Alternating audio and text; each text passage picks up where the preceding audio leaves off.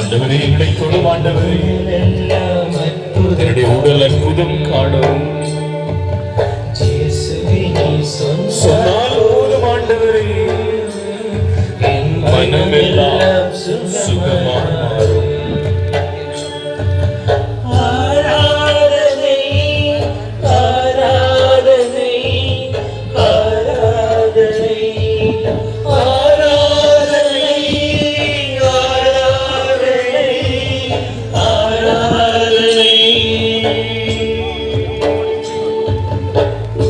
என்னுடைய கண்கள் உம்மை தெளிவாக காண்கின்ற பாக்கியத்தை அதற்கு தாரும்.